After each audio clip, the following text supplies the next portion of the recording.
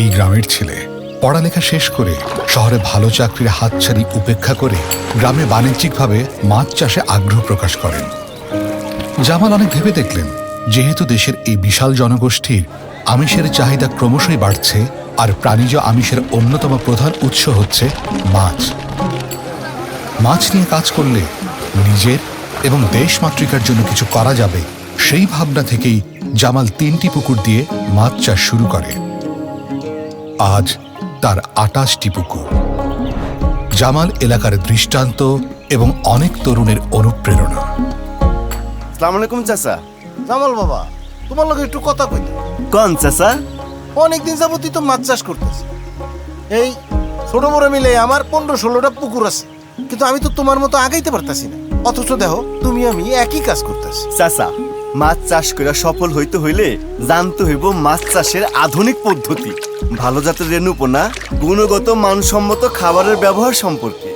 লগে পুকুর দ্বারে আধুনিক বানাইতে হইব, পুকুরে পানি যাওনের আবার আহনের ব্যবস্থা করতে হইব, অ্যারোটার ব্যবহার করতে হইব। অ্যারোটার ব্যবহার করলে সকালবেলা অক্সিজেনের অভাবে মাছ আর মারা যাইব না। আর মাঝে মাঝে হররা দিয়া পুকুরে তলদেশ থেকে গ্যাস দূর করতে হইব। শোনেন চাচা, বাণিজ্যিক হিসাব নিকাশ সবসময় বাণিজ্যিক ভাবে হওয়া দরকার। কখন রেণুপোনা নার্সারিতে মজুত করবেন, চাষের পুকুরে দিবেন, কোন টাইমে মাছ তুললে বেশি লাভে বেচা যাইব, সব দিকে নজর রাখতে হইব। বাবা, বয়স হয়ে গেছে না, আর একটু সোজা করে কম যায় না? চাচা, মাছ চাষের লাইগা আপনার পুকুর দ্বারা আগে ভালোভাবে তৈরিকরণ লাগবে। অধিক গুরুত্বপূর্ণ বিষয় হইল নির্ভরযোগ্য প্রতিষ্ঠান থাইকা গুণগত মানসম্মত রেণুপোনা সংগ্রহ করতে হইব। চলেন আমার একটা পুকুর দেখাই আপনারে। চলো। চাচা, হ্যাঁ, এই পুকুর দ্বারে খেয়াল করেন, আচ্ছা। সবসময় সূর্যের আলো পায়, এইখানে মিশ্র চাষ ভালো হইব। তাই পুকুরের পানিতে 3টি স্তর থাকে, তাই সকল স্তরে কার্প মাছের পাশাপাশি দ্রুত বর্ধনশীল তেলাপিয়া চাষ করতে হবে। মিশ্র চাষের সবথেকে বড় লাভ হল পুকুরে সরবরাহকৃত ও প্রাকৃতিক খাদ্যের সর্বোচ্চ ব্যবহার নিশ্চিত করে। বাজান, এই পুকুরের পাড়টা এত চওড়াকে? চাচা, পার বড় রাখার কারণ আছে। এক পুকুর থেকে আরেক পুকুরে যেমন লাগে, তাছাড়া খাবার আনা নেওয়া তো সুবিধা। আর পারের হিসাব বাদ দিয়ে পুকুরের হিসাব করণ লাগবে। আপনার তো ছোট পুকুর আছে, ছোট পুকুর রেণুপোনা নার্সারির জন্য খুবই ভালো। এইটা তো আমি চিন্তাও করি না। আচ্ছা, এগুলার সবই যদি আমি করি, তাহলে কি আমার ব্যবসায় অনেক লাভ হইব? না চাচা, ব্যবসা লাভের লাইগা সবার আগে হইল সঠিকভাবে পুকুর প্রস্তুত করা। নার্সারি পুকুর প্রস্তুতির ক্ষেত্রে পুরাতন পানি সম্পূর্ণ অপসারণ করে অতিরিক্ত কাদা থাকলে তা তুলে অথবা রৌদ্রে শুকিয়ে মাটি ও পানি দূষণমুক্ত করতে হবে। মাটির ধরন অনুযায়ী শতকে পরিমাণ মতো চুন ও লবণ প্রয়োগের 3-4 দিন পর পুকুর, নলকূপ বা অন্যান্য উৎস থেকে ভালো পানি দিতে হবে। তারপর প্রাণী জাতীয় প্রাকৃতিক খাদ্যকণা বা জুপ্লাঙ্কটন তৈরির জন্য জৈব সার, গোবর, খৈল এবং উদ্ভিদ জাতীয় প্রাকৃতিক খাদ্যকণা বা ফ্লাইটোপ্লাঙ্কটন তৈরির জন্য অজৈব সার শতকে পরিমিত হারে প্রয়োগ করতে হবে। সার দেওয়ার 5-6 দিন পর পানির রং সবুজাভ হলে বা হালকা বাদামি হলে মাছের রেণুপোনা পরিমাণ মতো নার্সারি পুকুরটিতে ছাড়তে হবে। তেলাপিয়া সহ যে কোনো নার্সারির বেলায় পুকুরের চারপাশে ফিল্টার নেট দিয়ে ঘিরে ফেলতে হবে, যাতে ব্যাঙ, সাপ সহ ক্ষতিকর প্রাণী পুকুরে প্রবেশ করতে না পারে। বাজান, হ্যাঁ, তোমার কথা মতো তো পুকুরগুলো রেডি করলাম। এখন ভালো রেণুপোনা ছিলাম কেন, আর নিমই বা কোথেকে? তো এইটুক বুঝবার পারছি, ভালো রেণুপোনা না হইলে আমার পুরা শ্রমটাই বৃথা। চাচা, কথা কিন্তু হাসা কইছেন। আমিও পয়লা পেলা হোঁচট খাইছি, বিভিন্ন জায়গায় ঘুরছি, দেখছি, এমনকি ঠকছিও। তারপর ধীরে ধীরে খোঁজ খবর লইয়া নিজে চাষ কইরা বুঝলাম, আমাগো দেশের হাজারো মৎস্য হ্যাচারির তুলনায় বিরাট হ্যাচারির রেণুপোনা সবচাইতে সেরা।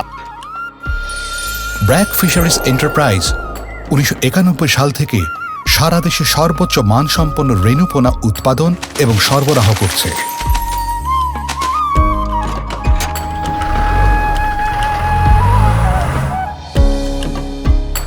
ব্র্যাক ফিশারিজ উন্নত মানের তেলাপিয়া পোনা উৎপাদনের জন্য মালয়েশিয়া এবং থাইল্যান্ড থেকে সর্বাধুনিক জাতের ব্রুড মা ও বাবা মাছ আমদানি করে থাকে এবং হালদা, পদ্মা, যমুনা ও অন্যান্য উৎস থেকে কার্প জাতীয় মাছের ব্রুড সংগ্রহ করে।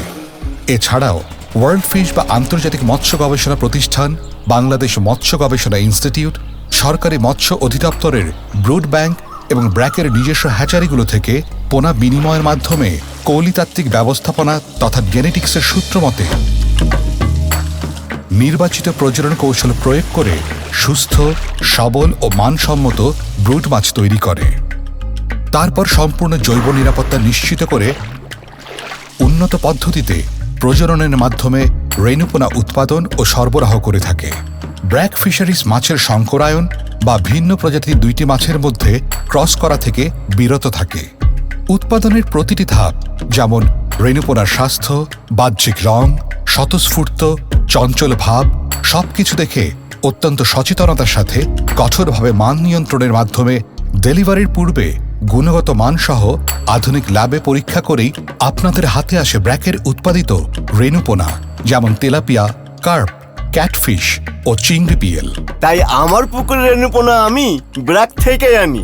সেই সাথে ব্র্যাক ফিশারিজ এন্টারপ্রাইজ সারা দেশের মৎস্য খামারিদের সেবা পৌঁছে দেবার লক্ষ্যে দেশের 9টি ভৌগোলিক গুরুত্বপূর্ণ অঞ্চলে একযোগে গুণগত মানের রেণুপোনা সরবরাহ করছে। ব্র্যাক ফিশারিজ এন্টারপ্রাইজ মূলত গুণগত মানসম্পন্ন রেণুপোনা উৎপাদন করার জন্য কৌলিতাত্ত্বিক ব্যবস্থাপনার মাধ্যমে সর্বোচ্চ বায়োসিকিউরিটি নিশ্চিত করে বিভিন্ন হ্যাচারির মাধ্যমে সারা বাংলাদেশের 64টি জেলার চাষিদের উৎপাদনশীলতা এবং চাষিদের লাভবান করার জন্য তাদের রেণু এবং পোনা সরবরাহ করে যাচ্ছে। চাচা, ব্র্যাক ফিশারিজের তেলাপিয়া 2 বর্তমান সময়ের সবচেয়ে ভালো তেলাপিয়ার জাত। এই মাছ চাষ করলে 30 ভাগ ফলন বেশি পাওয়া যায়, লবণাক্ত পানিতেও চাষ করন যায়, আর মাছের রোগ প্রতিরোধ ক্ষমতা অনেক। বাহ, তাইলে আমি আমার ওই 2টা পুকুরে ব্র্যাকের তেলাপিয়া আর কার্প মাছের মিশ্র চাষ শুরু করি। যদি ফলন ভালো হয় তাইলে আমি আমার সব পুকুরে ব্র্যাকের রেণুপোনা নিয়ে আমি কি কহ বাজার। জি চাচা, তাই করেন। ব্র্যাকের তেলাপিয়া লইয়া আসেন, আর এই বছরের লাইগা আমার থাইকা ব্র্যাক কার্পের পোনা লইয়ে যাইয়েন, কিন্তু পরের বছর আপনি নিজে রেণু থাইকা সেটিং এর পোনা বানায়েন। আচ্ছা চাচা, আর একটা তথ্য জানাই রাখি। কি? সারা দেশে মাছ চাষে বিভিন্ন সমস্যা ও তার প্রতিকার লইয়া জেলা উপজেলায় ব্র্যাক ফিশারিজ আগ্রহী মাছ চাষিগুলো লইয়া নানা রকম কর্মশালার আয়োজন করে। আমি কয়েকবার অংশগ্রহণ করছি। তাই নাকি বাজান? এই রকম অনুষ্ঠান হইলে আমি কিন্তু যাবার চাই, তুমি আমারে জানাইবা কিন্তু। জি চাচা, জানাবো। ব্র্যাক ফিশারিজ এন্টারপ্রাইজের উদ্দেশ্য হচ্ছে বাংলাদেশের মৎস্য চাষীদের ভ্যালু চেইনের উপরের যে সমস্যা চিহ্নিত করা এবং সেই সমস্যা সমাধানের মাধ্যমে কর্মসংস্থান তৈরি, প্রান্তিক জনগোষ্ঠীর আয় বৃদ্ধির মাধ্যমে দারিদ্র্য বিমোচন এবং তাদের জীবনযাত্রার মান উন্নয়নে সহায়তা করা। স্বাদু পানির মাছের প্রজনন এবং পোনা উৎপাদনের পাশাপাশি ব্র্যাক ফিশারিজ এন্টারপ্রাইজ বর্তমানে নোনা পানির এবং সামুদ্রিক মাছ এবং এই জাতীয় অন্যান্য প্রোডাক্ট নিয়ে কাজ করছে।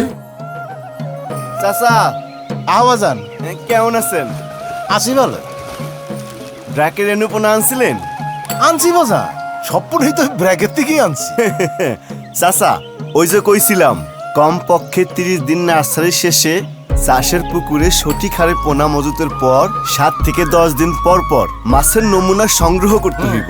তারপর দৈহিক বৃদ্ধি, ওজন, স্বাস্থ্য পরীক্ষা কইরা কিছু মাছের গড় ওজন বাইর করতে হইব। মোট ওজনের উপর সঠিক হারে খাবার দিতে হইব। মনে আছে তো? মনে আছে, মানে সব মনে আছে। আর ওই যে ব্র্যাক ফিশারিজের লোকজন আইসে আমার তো এইসব ব্যাপারে নিয়মিত তথ্য আর পরামর্শ দেয়। পোনা পুকুরে মজুত করার পর গুরুত্বপূর্ণ কাজ হল নিয়ম মেনে পরিমিত হারে খাবার দেওয়া। বৃষ্টির দিন বা শীতে পুকুরে খাদ্য প্রদান কমিয়ে দেয়া বা প্রয়োজনে খাদ্য প্রদান বন্ধ রাখতে হবে।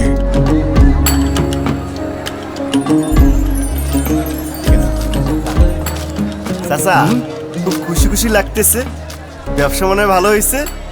আর কইও না বাজা, তোমার পরামর্শে ব্র্যাক তেলাপিয়া মাছ চাষ করে মেলা লাভ হইছে। আর ওই যে পাশের পুকুরে ব্র্যাক কার্প মাছের মিশ্র চাষ কইরা অনেক লাভ দেখতাছি। আল্লাহ তোমারে বাঁচায় রাখো। এমন হাজারো মানুষের মুখে প্রতিদিন হাসি ফুটিয়ে চলছে ব্র্যাক ফিশারিজ এন্টারপ্রাইজ। প্রণোদিত প্রজননের মাধ্যমে পোনা প্রাপ্তি নিশ্চিত করার পর থেকে প্রযুক্তি সহায়তা এবং আর্থিক সহায়তা নিয়ে মৎস্য অধিদপ্তর তথা সরকারি কার্যক্রমের পাশাপাশি বাংলাদেশে ব্র্যাক একটি গুরুত্বপূর্ণ ভূমিকা পালন করে। বিশেষভাবে এই সমন্বিত কার্যক্রমের ফলে আমরা আমাদের লক্ষিত উৎপাদনের চেয়ে অধিক মাত্রায় উৎপাদন করতে সক্ষম হয়েছি এবং আমাদের মাছ চাষ থেকে গ্রামীণ জনপদের মানুষের আয় বৃদ্ধির মাধ্যমে জীবনযাত্রার মান উন্নয়ন এবং আমরা সেই সোনার বাংলা, স্বপ্নের সোনার বাংলায় পৌঁছতে সক্ষম হব। ব্র্যাক ফিশারিজের লোকজন যে কোনো সমস্যায় আমার পাশে থাকে। আমি 25 বছর ধরে মাছ চাষ করি, আগে তেমন লাভবান হয়নি। ব্র্যাক থেকে পুনা এনে এই মাছ চাষ করে আমি অনেক লাভবান হয়েছি। মাছ চাষের মাধ্যমে দেশের আর্থসামাজিক উন্নয়ন, বিশাল জনগোষ্ঠীর আমিষের চাহিদা মেটানোর পাশাপাশি সারা দেশে নারী ও পুরুষের কর্মসংস্থান সৃষ্টির লক্ষ্যে কাজ করে যাচ্ছে ব্র্যাক ফিশারিজ এন্টারপ্রাইজ।